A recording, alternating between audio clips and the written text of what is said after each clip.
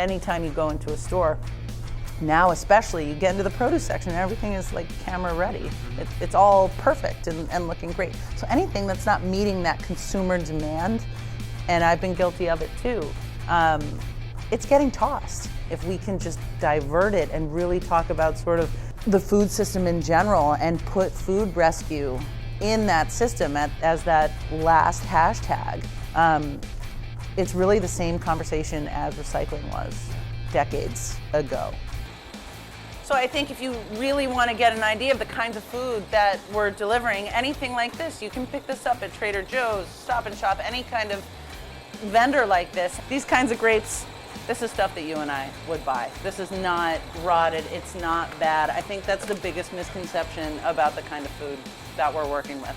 You know, there's a little bit of a freckle on it or a little bit of a bruise, but still, I mean, that's a banana that I'd eat. Whole raw product, this should be fed. This should be fed to folks who need it. That look like something you want to throw away? Food waste comes at an incredible cost and an incredible consequence. You know, it's over 40% of what we produce that we're wasting. It's over 100 billion pounds. It's bleeding this country of money.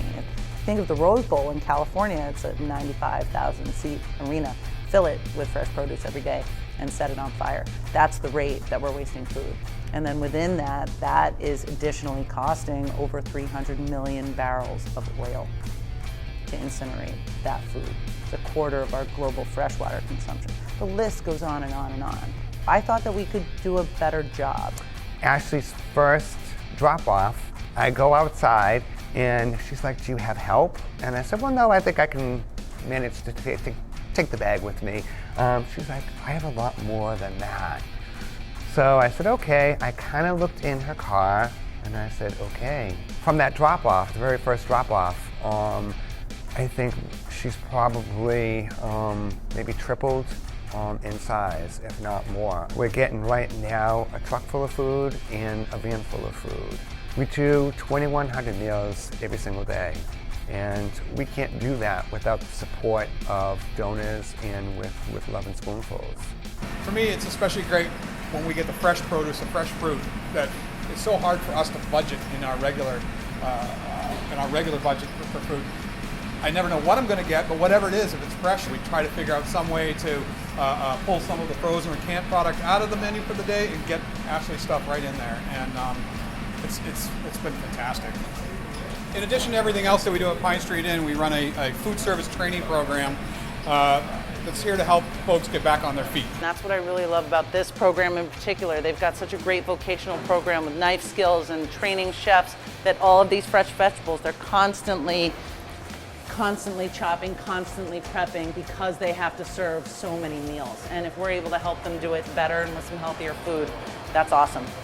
So they come in, they work with us, helping us feed the homeless. And in addition to that, every 2 weeks, maybe every 2 weeks, every 3 weeks, we get a visiting chef from somewhere here in South Boston who comes in and does a demonstration or a cooking class with all of our trainees. Hopefully next time I'll come with a delivery from Ashley and I can rescue the food, come back here and cook the food all in one day. Well, we can make a class like that. Yeah, how much fun would that be? That would be terrific. Yeah. Pine Street has a ton of different programs. These guys are a homeless shelter, and they have that transitional housing.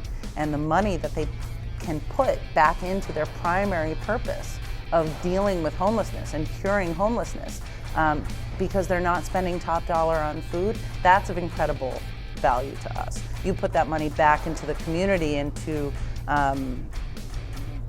sort of the city budget and the state budget and all of that, you're starting to look at ways that we can really look at food as a really powerful tool for social justice.